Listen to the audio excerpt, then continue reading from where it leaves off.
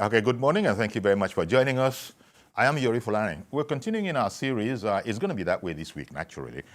The elections at the weekend, the off-cycle elections for, I beg your pardon, Imo.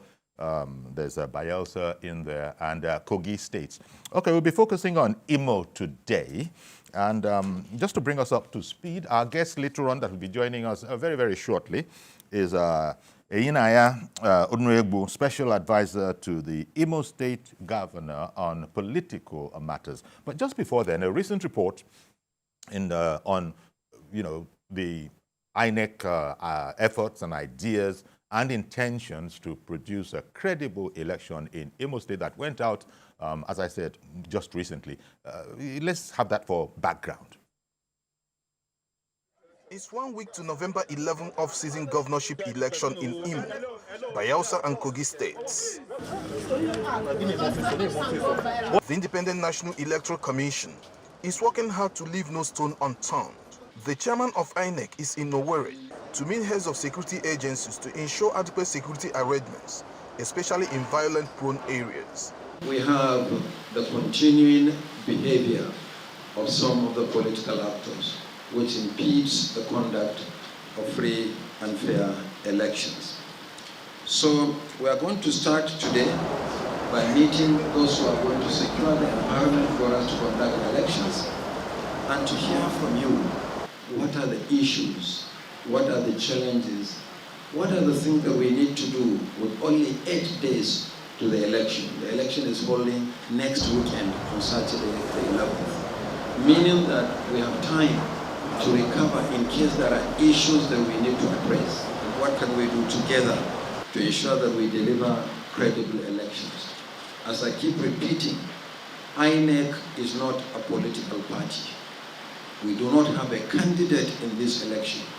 The responsibility of who becomes the next governor of Imo State is entirely in the hands of the voters of Imo State. Meanwhile, a civil society group, Yaga Africa, says they will continue to engage all relevant stakeholders to ensure the integrity of the electoral process is protected. The program director, Yaga Africa, Cynthia Mbamalu, says as a credible CSO, it will continue to advocate for good governance. We believe in partnership and collaboration to support credible elections, and the conversations that we've been having with CSOs and media in Imo is one discussing the plans for the elections, the political climate ahead of the elections, concerns of CSOs and media partners in the state, and then looking at what are the major issues that require attention of stakeholders. If assurance is given by security agencies and the electoral umpire are to be believed, November 11 governorship election will be free, fair and devoid of violence. Prince Oba, TVC News, Owerri. Okay then, and joining us now live is Mr. INEC Onwegbu, Special Advisor to the Governor of Imo State on political matters. A fine morning to you. Good morning. Good morning. Thank you for having me. Good morning, Nigerians. Indeed. And our viewers across the world. It is our pleasure. Okay, so all is set, I would imagine, today being Tuesday and we're looking towards the weekend. I imagine that most of the T's and I's have been crossed and dotted as necessary. Would that be your perspective as well? Well, I agree with you on that because Senator Hope Uzodinma, Governor of Imo State, is a veteran in contesting elections. He had won the Senate elections twice, won one governorship election, and this is another governorship election that will mark the second tenure of his administration. So we are primed and ready for the elections for Saturday, 11th of November in Imo State. Okay. Well, it's interesting. You go ahead and say that as a true party man, talking about his second term. Of course, the other contestants on the field will be discounting that and will be looking towards their first term. So I suppose everybody's in order. It's not as if they're going to be handing anything to him on a platter of gold. The governor is going to be aided, no doubt, by what his record is, and indeed, most importantly, what the citizenry of Imo State see as his record? Do you think he has enough? That is true. That is true. That is true. There are other contestants, but we are on ground, and we have been around for getting to the 4th year now, conclusion of the first tenure. The performance level of the governor is actually better than most 8-year tenured governors in the past. And we believe that the 4 years that will end in January would signal the best administration we have had since the time of our late former governor, Chief Sam Mbakwe. I concede that there are other contestants, but Imo people in their droves, in the majority, know that Governor Hope Uzodinma has done so well that we are primed and ready to return him to office to complete his second tenure. That is the truth. I have very great respect for the other contestants, but in this business, we know who is miles ahead in Imo State, and Imo electorate know that. Okay. Well, you know, violence has always been an issue that has been taken seriously in all elections across the country, or the governorship elections or whatever. The degree might differ, but it's always been something important to the electorate. What would be your assessment of the state of safety in Imo State? Because that's something that opponents will, you know, naturally get a hold of and will try to exploit. For instance, I don't know, one of the parties, the PDP, for instance, has been speaking about the need to, as it were, relocate or remove the resident electoral commissioner, Professor Sylvia Ago. I don't know, tell me a bit about that and the apprehension of other people, and as I said, your assessment of the state of security in Imo State for this election. Thank you very much. The first thing is that we must bear in mind that security is a national concern. All the agencies in charge of security in Nigeria are federal government agencies, and the state does not have, as it were, its own police, army, Directorate of State Services, civil defense, or advocate, maybe the Navy. But be that as it may, in Imo, we have enjoyed very robust cooperation and collaboration with the security agencies. And I believe, since this is an off-season election, I believe that the horizon is not very large for INEC and the security agencies to handle. And I'm sure they'll be in Imo and the other 2 states that are involved in this off-season election. And by the way, talking about the PDP candidate, why has he not called for the removal of the INEC resident electoral commissioner in Bayelsa that is ruled by a PDP governor? Well, no footballer chooses the referee, and INEC is not a participant in the election. INEC is not a political party, and they have been there even before you signaled an intention to contest. INEC will be there, and you will buy your forms from INEC. So to ask that INEC should change their personnel is a bit out of order. It's a bit of out of order unless for a candidate who is not prepared to face the election. And as we know in Imo State, the PDP actually is in tatters. The PDP is in tatters. More than half of the state executive of PDP had left the candidate. Even the person he announced as his director general refused to participate. We don't see him on the streets campaigning. The only thing we see him talking about is celebrating the unfortunate orchestrated security issues that happened in Imo, which by God's grace in the last 5 months has gone to near 0 level. That is what we see him canvassing for.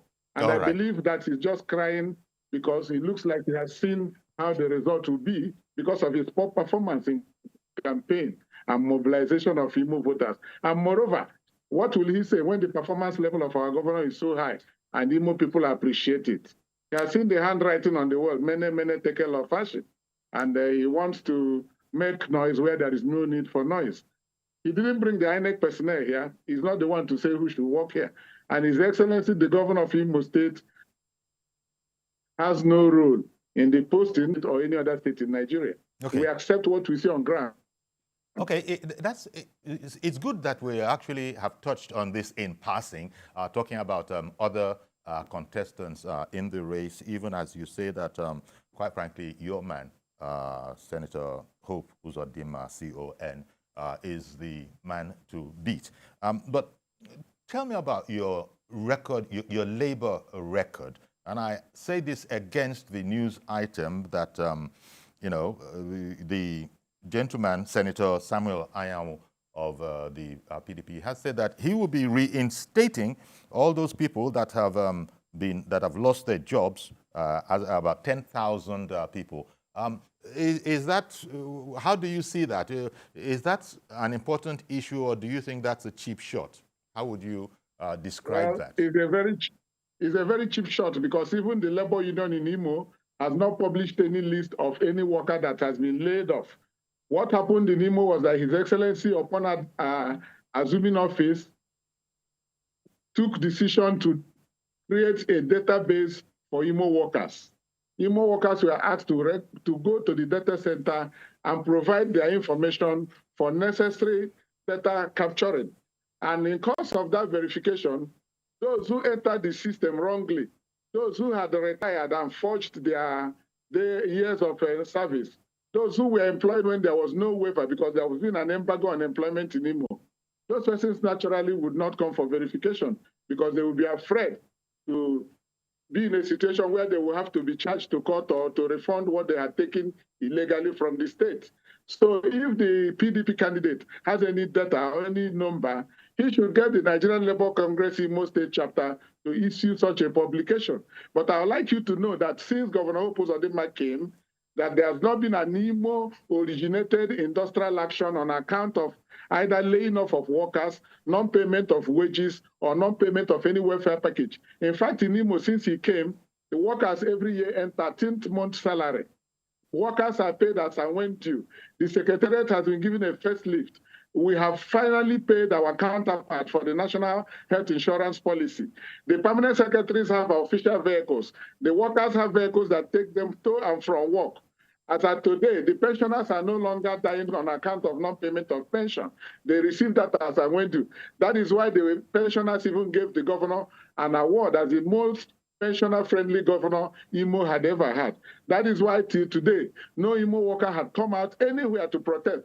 And we challenge even the national leadership of the Labour Congress to publish a list of the so-called Imo workers that had been laid off. There is nothing like that, because facts don't lie. You cannot cry more than the bereaved. The workers in Imo who are concerned have not come out to cry in line with what the PDP candidate is falsely claiming, just like he falsely claimed about the security situation. Okay. If he had been in Imo, he was a senator. He was national secretary of his party. How come before he started contesting, he never issued any statement saying what he's now saying as a stakeholder? So these are all political campaign gimmicks. And Imo people are wiser and will know what to do on Saturday by voting for Senator Hope Uzodinma's party, All Progressives Congress, to shame the devil. Since you are on ground, maybe you could help us with an assessment of the state of safety. I mean, this is not a tourism season, anything like that. But I mean, there's an election coming up. People might want to come and go in and out of Imo State. But those that are apprehensive about the state of security, for instance, the clip that we played, the INEC chairman was saying, as you have said, that INEC is not a political party in all of this. And so people should not speak about INEC in certain kind of ways. Now, IPOB, the proscribed IPOB itself has been, reported in the news to be saying that it is watching very, very carefully and has been alerting, or shall we say, has been highlighting that anybody who wants to do anything. I mean, all of this is given a certain apprehension to maybe people who are not there on ground to know the actual state of security in Imo State. So I guess, how safe would you, as a person on the ground, how safe would you say Imo is, election or no election? Thank you very much. I admit that at the earlier times in this administration, there was a politically orchestrated security issue.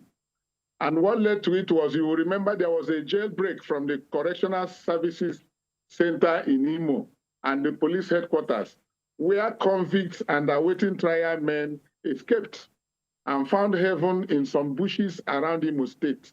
Whether they are IPOB or ESN, I am not in a position to confirm. But what I can confirm to you that along the line we discovered that if there were 100 victims, as many as 95 would be either members of All Progressives Congress, supporters of the governor, or members of family of sympathizers or appointees of the governor, who are essentially APC persons. We wondered why persons of other parties were not negatively impacted by the so-called insecurity issue. But the security agencies rose up to the occasion and have stabilized the polity. And I will give you instances. The Catholic Bishops' Conference of Nigeria had their annual event in Imo State. The Nigerian Police Force have had 2 national seminars and workshops for the top echelon of the police services in Imo. The Nigerian Army, Chief of Defense Staff, and all the top leaders of the Nigerian security agencies had been in Imo on more than 2 occasions for their conferences. The National Association of Nigerian Students have been here. And in Imo, you have your correspondents as well as those of other national television and radio stations operating in Imo. Any one of them can tell you how the security situation is. And what is more, all these candidates who are contesting election, as it were, all the gubernatorial candidates, there are 18 of them, in addition to the APC candidate. They have been all around Imo campaigning in the 305 political wards of Imo State. They have been campaigning in the 27 local governments of Imo State, and we have not had any incident of insecurity or anything on them. That somebody in Finland is making video broadcast via the social media should not be used to judge the situation on ground. And I am sure if there were situations that would warrant any problem, you would have heard from agencies like the police, civil defense, Directorate of State Security Services, or even INEC complaining about these things. For today, we have all the apparatus of government security installed in Imo, ready and primed. And the governor had provided, by the administration, enough support, even before this time, for these security agencies to continue maintaining law and order, peace and security in Imo State. So any visitor in Imo has nothing to fear, unless he's a visitor who lives by the social media. And you remember the social media, any enemy of government or opponent of the administration can stay in his bedroom and write stories against the state.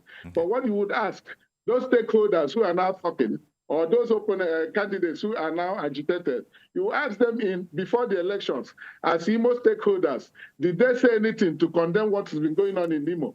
But fortunately for us, in the last 5-6 months, it has been totally controlled, and Imo is safe and ready to receive visitors, not only for election purposes, but for tourism's sake, because Imo is a tourist capital of the southeastern Nigeria, and we are still reputed to have those dishes that will make people come and enjoy in Imo State. So by the grace of God, we are sure and certainly safe in Imo, and we welcome all of you to come and see. Okay. Thank you. That's very reassuring. That's good to hear. And also to apologize to the viewers that, for a bit there, didn't see the face of our guest. This was bandwidth issues. As you can now see, Nwebu, special advisor to the Imo State Governor, is our guest this morning. And so actually we've opened the phone so you can now call in, because we do want to hear about what's going on in Imo State. Now, Mr. Nwebu, you were speaking earlier about the great strides that have been made. Now, let's look to some of those in terms of the whole developmental agenda. And as you know, there's an agenda of renewed hope that your governor, His Excellency Hope Uzodimma, CON, is keyed into. In the area, what are those things that you think stand him in very good stead? Because he's the guy in charge. He's been doing the work, and I guess the proof of the eating is of the pudding is in the eating. So, what will stand Governor Uzodimma in very good stead against all those opponents who would like to democratically take his seat? Thank you. Our administration is founded on a 3R mantra. The mantra in interpretative standard is reconstruction, rehabilitation, and recovery.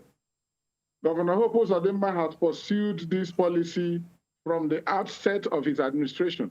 For the populace, we describe ourselves as a shared prosperity administration. It is because of this that the government set out ab initio to recover the civil service. That is what led to the digitalization of the records of Imo civil service. Because before he came, you could not say how many people, the population of civil servants in Imo. You could not say the population of pensioners. You could not say how many students are in our tertiary institutions or how many teachers, academic and non-academic, are in our tertiary institutions. All these areas have been digitalized because the Imo House of Assembly passed a legislation establishing an Imo data center that has taken charge of this data activity of the government. And that is why we're able to do payment of staff salaries on record, no double payment, no mispayment, no percentage payment of our workers. The second thing is he established what we call... Before you go on to the second thing, I beg your pardon I beg your pardon for coming in. Before you go on to the second thing, let me bring this viewer who has called in. Good morning, Mr. George. Good morning, Uncle Yori. Can you hear me? Yes, we can hear you. Yes, Uncle Yori. INEC and the police IG have to be very careful not to allow people to use the social media to bully the police and INEC in order to destabilize elections. What is the reason for people saying the REC of Imo should be removed? The Commissioner of Police should be removed. If INEC and the police dance to the tunes of such propaganda, it will come to a point that when national election comes, people will say INEC chairman should be removed until you put somebody who they believe will be compliant to a particular party. It's a very bad trend, and we must not allow it to stay. The other day, the president of NLC was in Imo State, crying more than the bereaved. The workers in Imo State are not crying that the governor is not treating them well. In fact, I saw the state NLC chairman on television saying that what people were reading on social media is not, in tandem with what is on ground there, that they have no issues with the governor. Yet, the NLC president went to Imo State in the guise of labor unionism to be causing trouble. And you saw what happened. He is not able to differentiate labor unionism from politics. Okay. He is supporting a political party. All right. And he doesn't know that there is a division between politics. He has to play one. He can't play the two at the same time. Otherwise, this country is governed by law and order. What is going on? I'm concerned about what is going on in Imo State, because if we do not do something about it, it will spread to other states. All right. Thank you very much for calling in, Mr. George. I beg your pardon. Thank you very much for calling in, Mr. George. Okay, then, Mr. Unebu, well, of course, you know very well what that our viewer was, Mr. George was referring to. The Commissioner of Police has been redeployed. Right. He's entirely right. Okay. No, I endorse Mr. George's opinion. I wholeheartedly endorse it. I don't know if I can continue with what we were talking about. Yes, please. Yes, please. Go ahead with what we were talking about. I said, thank you, because we always talk about the youth being the leaders of tomorrow. His Excellency, having served in the presidential committee that husbanded the creation of the Ministry of Digital Economy at the federal level, replicated that ministry in Imo State. We have a Minister of Digital Economy and e-government, headed by a technocrat, Dr. Chimezi Amadi, who we got a leave of the NCC, a former director of NCC to head. That Minister of Digital Economy embarked on our program, which is the 100 Imo training, Skill Up Imo program. Okay, welcome back. And our guest is Eyinaya Onuebu, and I've just been advised that actually his correct designation is Chief Political Advisor and as well as Head of the Political Bureau to the Governor of Imo State. So sorry about that. I think we got the nomenclature mixed up a bit. That was an earlier, shall we say, appointment. But now the current one is Head of the Political I didn't complain. Okay, then. Well, thank you very much. So you were telling us when you were telling us about the digital economy. Yes. So I said our Minister of Digital Economy, headed by an ex-NCC director, Dr. Chimezi Amadi, is currently undertaking the governor's project of 300,000 Imo youth training. We call it Skill Up Imo program. 300,000 Imo youths will be trained in digital economy within a space of 3 years. Every year, 100,000. We have graduated 25,000. As of today, the governor will flag off the third cohort of 40,000. It's happening in the next 1 hour today. Now, this training affords the youths of Imo, because we have 5 tertiary institutions in Imo. Because courtesy of His Excellency, we now have a Federal University of Agriculture and Environmental Sciences. We have our Polytechnic. They have an Ikoku College of Education that over the years was just a college of education, is now a Federal University of Education. Amongst also the Imo State University and the Federal University of Technology in Imo. So youths from these institutions participate in our digital training program, the Skill Up Imo, and is giving them the skill even to pay their school fees and pay their housing accommodation issues. That is another achievement of His Excellency. Now, if you come to our infrastructure, we had a situation in Imo where you could not connect the 3 zones by road easily. We had our Owerri to Olu Road, which is a 36-kilometer road, which hitherto was described as a federal government road because that road actually leads to Anambra State as a connecting road. No administration bothered to do that road until Governor Hope Uzodinma came. As of today, the 37 kilometers have been dualized. So it is 37 times 2 with drainage and street lighting up to Olu town. Now, you ask yourself, how was this governor able to do this within 18 months, which is a record in Nigerian standards, because even the NDDC cannot boast of such achievement. Now, if you know Okigwe, Owerri to Okigwe Road is a 47-kilometer road, also described as a federal road because it leads to the boundary between Imo, Abia, and Enugu State. Now, the governor had also done that road completely with street lighting and drainage under the same 2 years, first tenure. And these roads hitherto were impassable. Nobody could go through those roads. Now, if you know Owerri to Mahia Road, it passes through the Mbise Nation. It's another 49 kilometers of road currently being done in 2 segments from Owerri. His Excellency also is doing this road, dualizing it. And that is a road that connects Imo with the most populous part of Imo State, the Mbise Nation. Now, if you leave the road infrastructure, he has done. That is without prejudice to the internal roads in the states, without prejudice to the 5-kilometer road being undertaken by each of the 27 local governments. Now, if you go to our existing infrastructure, for 8 years of the last administration, Imo State House of Assembly sat throughout in a makeshift apartment that was hitherto an office. Today, the complex that we call Imo State House of Assembly complex has been totally rehabilitated such that it looks better than even the Senate of the Federal Republic of Nigeria. That is the truth. Anybody can go there. It is electronically equipped that the members are all craving to do a second term because of the ambience of that House of Assembly. Now, leaving that, we have enjoyed very great cooperation with the federal government. Because, as you know, Mr. Nwegbu, our governor... Mr. Nwegbu, can you hear me? Yes. I beg your pardon for interrupting you, but yes, please. One of our viewers wants to join the conversation. Good morning, Reverend Dominic. Good morning, Chief Yori. All right, then. Go ahead, please. Good morning. Can you hear me? Yes, we can hear you. Chief Yori, I am from Imo State. Okay. And I wouldn't tell you the part of Imo State I come from. Yeah. If I tell your guest the part of Imo State I come from, he'll pick hold on my, my contribution. Yori, the insecurity in the southeast is general. Everybody knows about it. But particularly in Imo State, the governor now has mismanaged it. Yori, you know very well that my passion, we brought APC in Imo State. But the governor in seat now has become so violent in managing the security of Imo State. Listen to me. The Commission of Police is not the problem. The INEC election is not the problem. Somebody prompt these people to do whatever they do.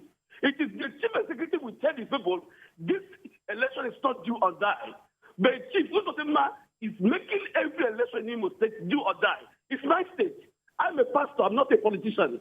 I don't agree with George. If you know how NLC work, there's no way the president of NLC will go to Imo State to protest without the workers in Imo State not cry out. I'm a unionist before. I worked in Esterville before I went to school. It is the state and the union will try out before the federal LC department, part of NEC will come in to salvage their workers. There's no way Chief Ajero will go to Imo State if there's no problem. Remember early this year, APC could have taken NLC to court because they stopped their fight in Imo State before the election. The problem, there have been an agitation here. There are some workers who have not taken salary for 24 months. There are some pensioners who have not paid for 24 months. This is my state. This is my party. If we want to have a good election in Imo State, the governor must mellow down and allow the Igbo people to choose the person they wanted to govern them. If they choose it, well, if they don't choose him.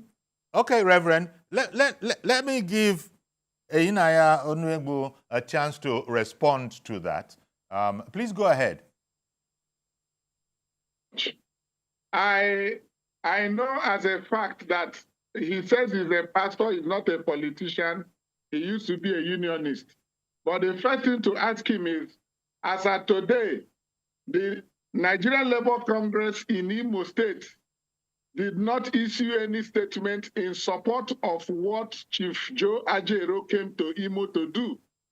I remain to be contradicted. This is the third attempt Chief Joe Ajero has made to orchestrate a strike action since March. He became the Nigerian president of the NLC. And mind you, Chief Joe Ajero is a native of Imo State, and there are 36 states in Imo.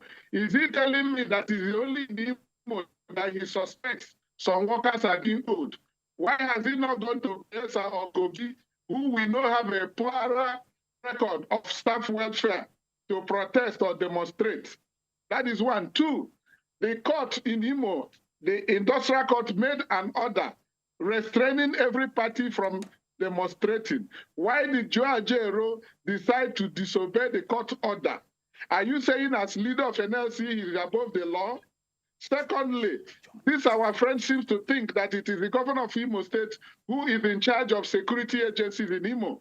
The police commissioner in Imo does not take orders from the governor of Imo State by the law. The army in Obise would not take orders from the governor of Imo State by the law because they are federal establishments. The commander-in-chief of the armed forces is the president of the Federal Republic of Nigeria, not the governor of Imo State. We don't have a state police. Now, if you come to Imo and we had a record of violence against political opponents, you as a TV station would know. From the last election we had till today, there is no record of anybody in Imo being charged, especially on the APC side, to court for any violence during the election or disrupting the election. Nobody is facing such criminal charge. Nobody was arrested. Now, as to the workers, if any worker has not been paid for 24 months, I want to tell you with every sense of responsibility that that person is not a legitimate worker of Imo State government, because as I'm talking to you, there is still a standing committee headed by the Secretary to Government where anybody who has complaints can go for verification. There is a data center, and I challenge that caller to tell you the name of 1 or 2 or 3 persons and give you that data, make it available to me. I will verify and within 24 hours tell you the status of that purported worker. Okay, I'm going to bring in another caller, somebody else who is waiting to join the program. Right. John in Abuja. Good morning to you, John. And give you that data, make it available to me. I will verify and within 24 hours. John in Abuja, can you hear us? Good morning. Somebody else is waiting to join the program. John.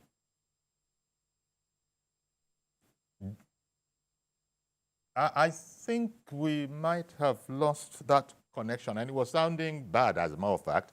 But just to say to those who don't know that as soon as you get us, please don't try to listen to us off your television set.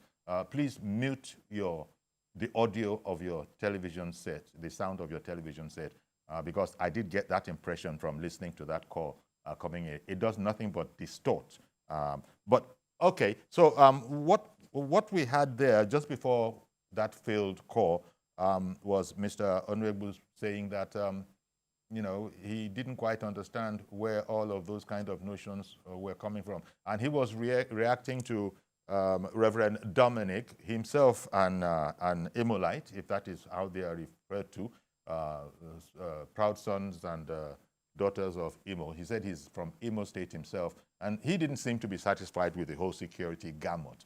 But then we've just heard the response from Mr. Onuegbu that what is going on in Imo State is as much as can be done in the absence of a state police. Am I paraphrasing you correctly? And that you didn't see the apprehension that Reverend Dominic in Lagos, who said he's the son of Imo, so he knows what he's talking about, and he wasn't given a very glowing report about the state of security against the backdrop of what you had said, that there is no cause for concern in terms of security in Imo State.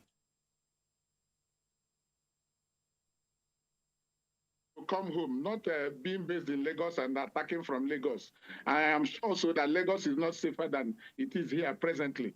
We had the politically contrived security situation, which the security agencies have brought under full control as of today. Okay. But I wanted to go on to highlight the achievements of the administration. Why I say the first 4 years of governors of the Yes, you've spoken about infrastructure.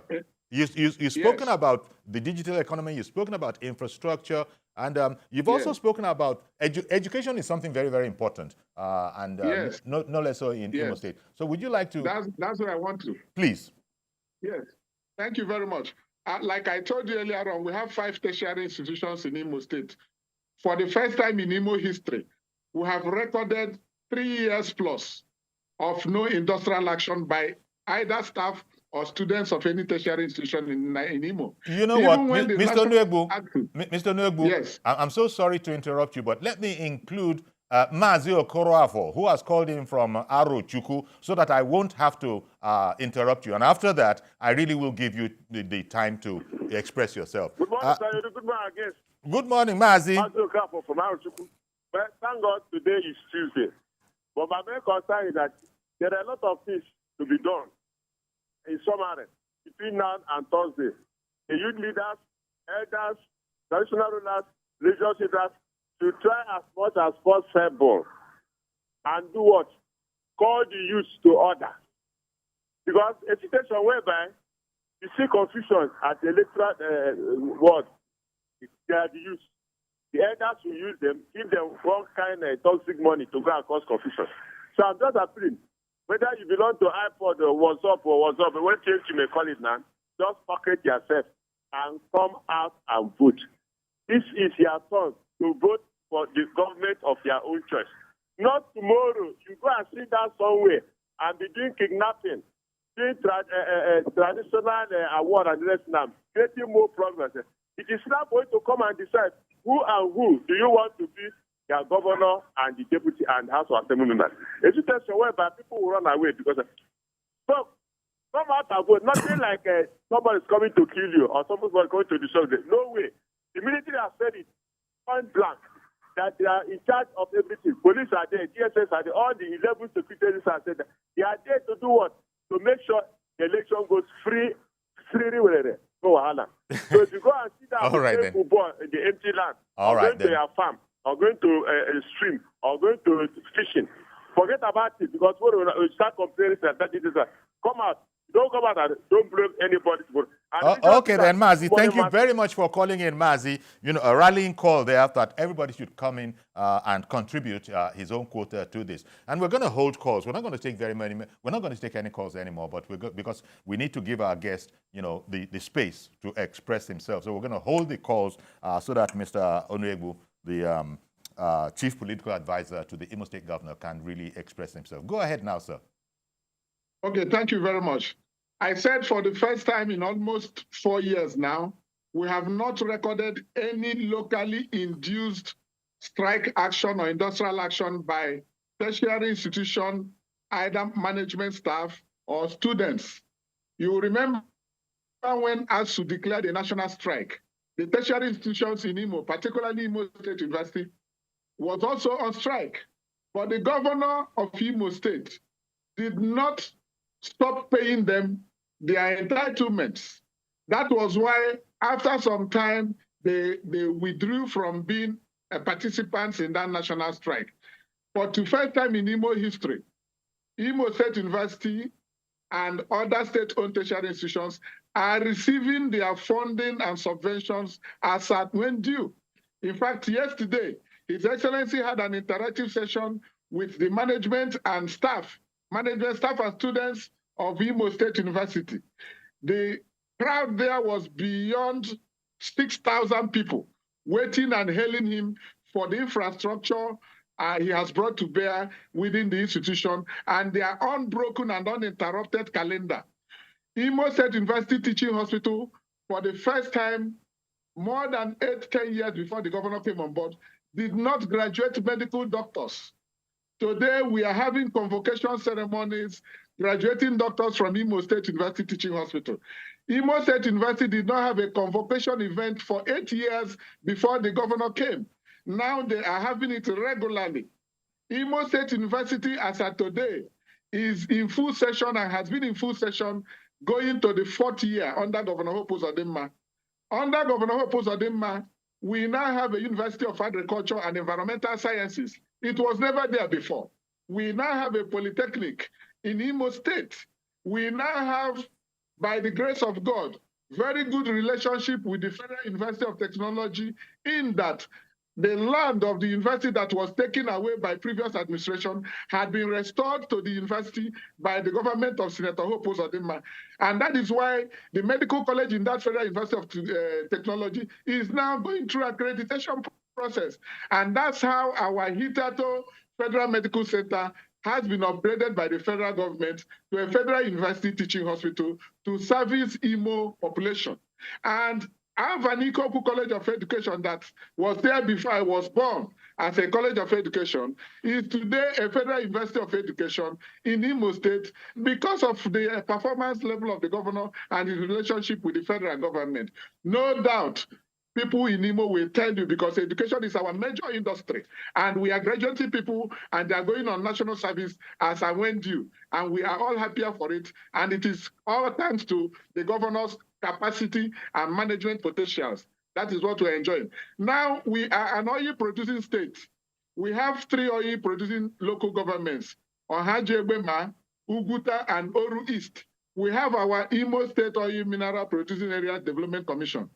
As of today, each of those local governments have a world-class general hospital with the latest laser equipment established by Governor Hope Uzodimma. They are commissioned and are now functional in those oil-bearing states, local governments of Imo State.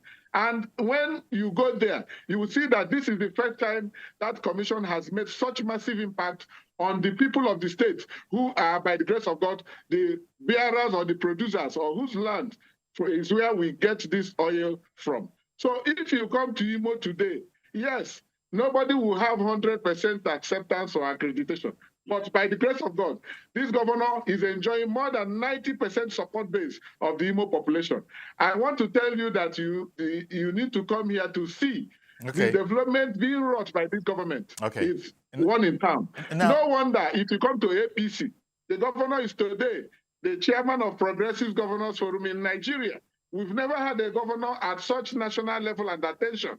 Today, he's the chairman of the Southeastern Governors Forum. We have never had it before. Imo used to be the backlog or the backbencher in Southeastern affairs or Nigerian affairs. We have a governor who has integrated us into the national grid, and we are attracting appointments. Okay, it froze again, but it's going to come back very, very soon, I would imagine.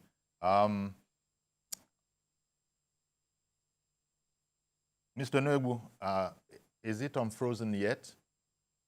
Well, the sense so far so good. Okay, I think it's unfrozen. So thank you very much. It froze briefly, but we did hear 98% of what you were saying. Now, let me just end like this, because... No, I said we had about 90% acceptance. Okay, all right. Now, let me just close this way. Let me just end this way. Coming into Imo State, the state of transportation. Of course, you know this whole problem of fuel now, that there's no more subsidy, efforts to find alternatives, CNG, I believe it is called. Are there any efforts what are the efforts of the people to help transportation within the state, in brief, as we close? Okay, thank you very much.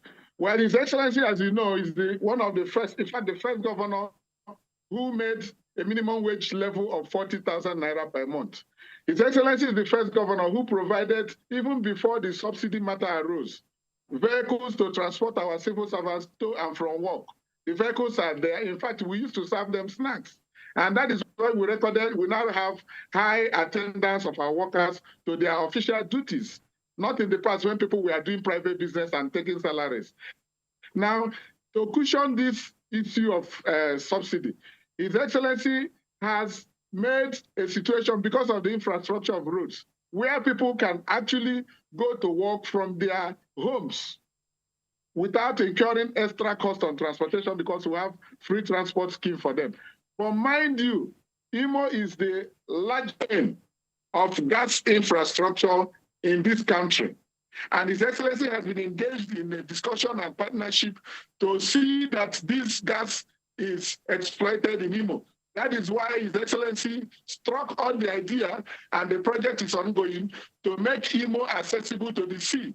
That is the ORASHE, the program we have that was commissioned by the Minister for Transportation came to flag off.